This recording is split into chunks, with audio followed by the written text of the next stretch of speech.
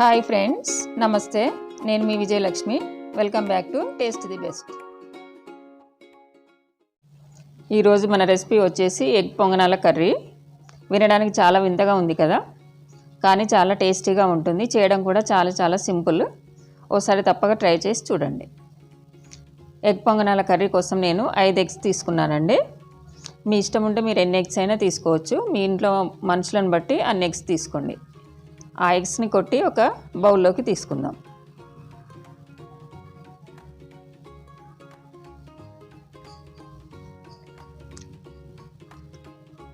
బౌల్లోకి వేసుకున్నాం కదండి, ఇప్పుడు బీట్ చేసుకుందాం.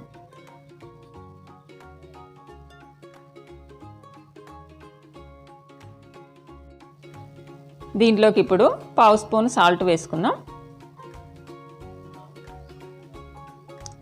1/2 స్పూన్ కారం, కారానికి బదులు మిరియాల పొడి కూడా వేసుకోవచ్చండి. ఒక పిరికెడు ఉల్లిపాయలు సన్నగా తరిగినవి బాగా నలిపి వేసుకోండి. మరోసారి బీట్ చేసుకోండి. అంత బాగా కలిసేట్టుగా బీట్ చేసుకోవాలండి. మీరు ఎంత బీట్ చేసుకుంటే అంత బాగా వస్తాయి పొంగనాలు. బీట్ చేసుకున్నాం కదండి. స్టవ్ పై పొంగనాల పెనం పెట్టుకుని అన్నిట్లలో 1/2 స్పూన్ నూనె వేసుకుందాం. వేడైందో లేదో ఒకసారి చెక్ చేసుకుందాం. ఇప్పుడు పొంగనాలను వేసుకుందాం. బాగా నిండుగా వేయకండి, అది ఫ్లఫీగా వస్తుంది కదా. హాఫ్ కంటే కొంచెం ఎక్కువగా వేయండి. వేసుకున్నాం కదండి. మూత పెట్టుకొని ఒక 2-3 నిమిషాలు ఉడికించుకుందాం.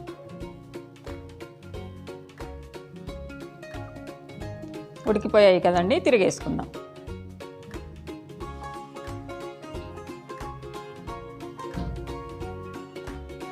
మరొక 2 నిమిషాలు ఉడికించుకుందాం. ఉడికిపోయాయి కదండి, అన్ని ప్లేట్లోకి తీసుకుందాం.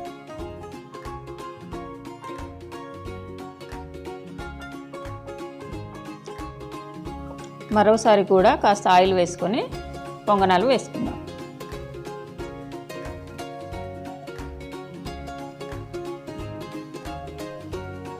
నాకైతే 5 గుడ్లకి 14 పొంగనాలు వస్తున్నాయండి.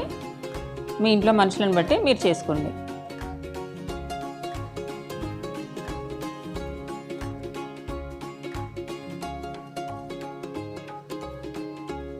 మొదటిసారి చేసినట్టుగానే మూత పెట్టి మరోసారి ఉడికించుకుందాం. తిరగేసుకుందామండి ఒకసారి. చాలా సింపుల్గా వస్తున్నాయి చూడండి.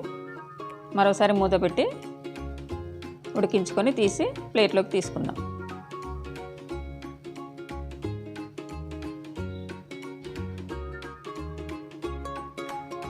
బాండీలోకి 3 టేబుల్ స్పూన్ల శనగపిండి తీసుకొని ఎర్రగా వేయించుకొని ఒక ప్లేట్లోకి తీసుకుందామండి. ఈ పిండి వల్లనే కర్రీకి టేస్ట్ వస్తుంది, చిక్కదనం అనేది వస్తుంది.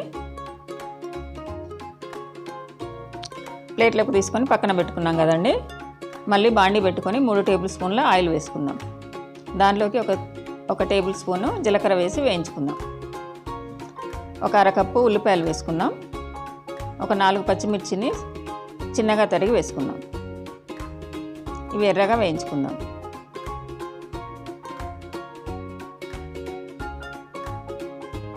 కరివేపాకు వేసుకొని ఒకసారి మిక్స్ చేసుకుందామండి. ఒక స్పూను అల్లం వెల్లుల్లి పేస్ట్ కూడా వేసుకుందాం.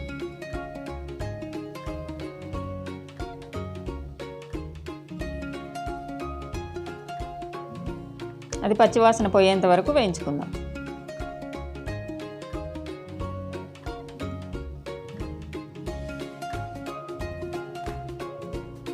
సన్నగా తరిగిన 2 టమాటాలను యాడ్ చేసుకొని నూనెలో మగ్గనిద్దాం.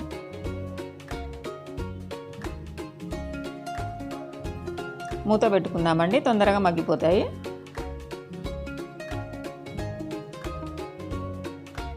టమాటాలు మగ్గిపోయాయి కదండి.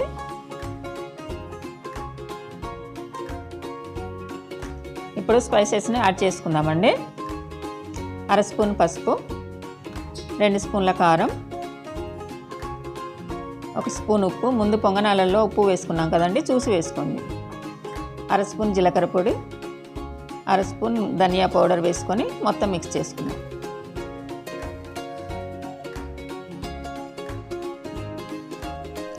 ముందుగా వేయించి పెట్టుకున్న శనగపిండిని కూడా వేసుకొని కలుపుకుందాం.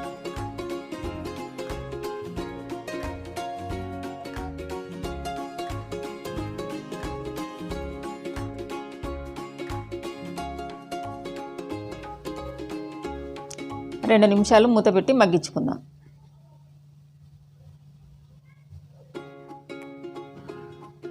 దీంట్లోకి 2 గ్లాసుల నీళ్ళు వేసుకుందామండి.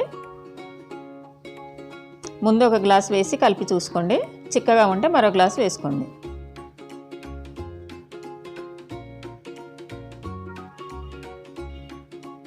చిక్కగా ఉంది కదండి, ఇంకొక గ్లాస్ వేసుకోండి.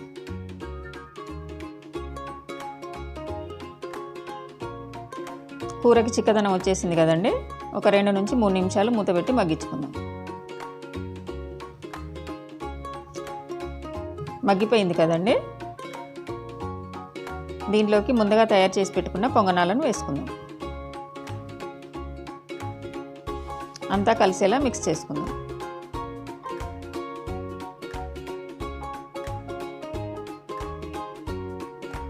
మరొక 2 నిమిషాలు మూత పెట్టి ఉడికించుకుందాం.